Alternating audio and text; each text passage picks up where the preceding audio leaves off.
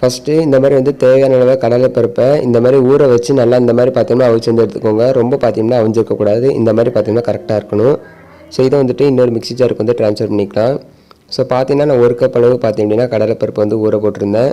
So அது கூடவே பார்த்தீங்கன்னா 3 ஏலக்காய் வந்து சேர்த்துக்கலாம். சேர்த்ததுக்கப்புறமா இது கூட 1/2 கப் அளவு வெல்லம் வந்து சேர்த்துக்கோங்க. சேர்த்துட்டு மிக்ஸி ஜாரில் சேர்த்து நல்லா வந்து அரைச்சி எடுத்துடலாம். பாருங்கள், ரொம்ப வந்து ஃபைனாக அடிக்கக்கூடாது. ஸோ பார்த்திங்கன்னா ஒரு 2 வாட்டி நம்ம இந்த மாதிரி அடித்து எடுத்தோம்னா கரெக்டாக இருக்கும். ஸோ அடித்து எடுத்ததுக்கப்புறமா இன்னொரு மிக்சிங் பவுலுக்கு வந்து ட்ரான்ஸ்ஃபர் பண்ணிக்கோங்க. அது கூட 1/2 கப் அளவு திருவின தேங்காய் வந்து சேர்த்துக்கலாம். சேர்த்துட்டு ஒரு தடவை இது எல்லாத்தையும் நல்லா வந்து கலந்து விட்டுக்கோங்க. ஸோ நம்ம இந்த மாதிரி பண்ணும்போது பார்த்திங்கன்னா ஈஸியாக வந்து நம்ம 10 நிமிஷத்தில் பார்த்திங்கன்னா சுசியம் வந்து செஞ்சு முடிச்சிடலாம். ரொம்ப வந்து சிம்பிளான மெத்தட் வந்து இன்றைக்கி சொல்லி கொடுத்துருக்கேன்.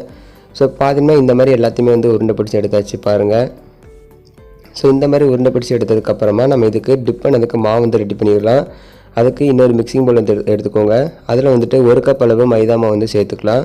சேர்த்துட்டு 1/4 கப் அளவு பார்த்திங்க அப்படின்னா அரிசி மாவு வந்து சேர்த்துக்கோங்க. நம்ம எந்த கப்புக்கு வந்து கடலைப்பருப்பு அளந்தோமோ அதே கப்புக்கு பார்த்திங்கன்னா மாவும் அளந்துக்கலாம். இப்போ இதில் கொஞ்சமாக பார்த்தீங்கன்னா கலருக்காக 1/4 டேபிள் ஸ்பூன் அளவு பார்த்தீங்கன்னா மஞ்சள் தூள், அதுக்கப்புறமா 1 பிஞ்ச் அளவு உப்பு சேர்த்துட்டு தேவையான அளவு தண்ணி சேர்த்து விஸ்க வச்சு எந்த ஒரு கட்டிகள் இல்லாமல் இந்த மாதிரி பார்த்தீங்கன்னா நம்ம வந்து கரைச்சி எடுத்துக்கலாம் பாருங்கள். ஸோ இந்த மாதிரி பார்த்தீங்கன்னா அந்த மாவோட கன்சிஸ்டன்சி வந்து இருக்கணும். ஸோ இப்போது அதுலேருந்து ஒரு உருண்டையை எடுத்து நம்ம இந்த மாதிரி மாவில் டிப் பண்ணிவிட்டு நம்ம ஹீட் பண்ணி வச்சுருக்க ஆயிலை வந்துட்டு இப்போ வந்து ஆட் பண்ணிடலாம். ஸோ ஆயில் நல்லா ஹீட் ஆனதுக்கப்புறமா லோ ஃப்ளேமுக்கு வந்து மாற்றிட்டு நம்ம அதை ஆட் பண்ணிவிட்டு ஜஸ்ட் ஒரு 2-3 நிமிஷம் வரை நல்லா வேக வச்சு எடுத்தாலே நல்லா நம்ம சூப்பராக வந்து வந்துடும். இப்போ பார்த்தீங்கன்னா சூப்பராக வந்து வந்துருச்சு பாருங்கள். ஸோ ஜஸ்ட்டு 3 மினிட்ஸ் தான், சீக்கிரமே வந்து வந்துடும். அவ்வளோதான் ஃப்ரெண்ட்ஸ், ரொம்பவே சூப்பராக டேஸ்ட்டான நம்மளுடைய தீபாவளி ஸ்பெஷல் சுசியம் வந்து தயாராகிடுச்சு. இந்த தீபாவளிக்கு கன்ஃபார்ம் இந்த ரெசிபி வந்து ட்ரை பண்ணி பாருங்கள். ரொம்பவே வந்து சூப்பராக இருக்கும்.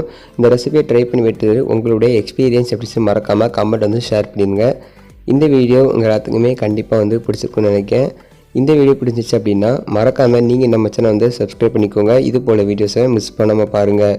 தேங்க்ஸ் ஃபார் வாட்சிங்.